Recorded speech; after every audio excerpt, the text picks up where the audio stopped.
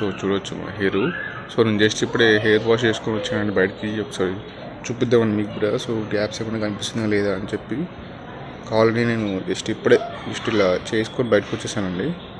ఇంకా తడిగానే ఉంది చూడండి హెయిర్ కూడా ఎలా ఉందో. సో ఇంత ముందులాగా నేను ఆ హెయిర్ కిందకి అన్నప్పుడు ఎంత కిందకి ఉన్నప్పుడు మీకు కనిపిస్తుంది అనమాట. సో ఇంకా ఫుల్ గ్రోత్ రాలేదు కాబట్టి కొంచెం పైకి ఉందండి. ఎందుకంటే 250 డేస్ నుంచి 360 డేస్ వరకు టైం పడుతుంది కాబట్టి ఫుల్లీ గ్రోత్ ఫుల్లీ స్ట్రాంగ్ అవడం కోసం. సో ఇప్పటికైతే ఇలా ఉందండి. సో చూడొచ్చు కూడా ఇప్పుడు పైకి కూడా ఉంటాను నేను. చూడండి గ్యాప్స్ కూడా లేదండి. చూడండి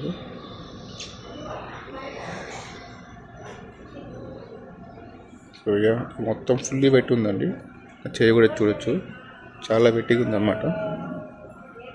చూడండి ఇది కూడా చూడండి.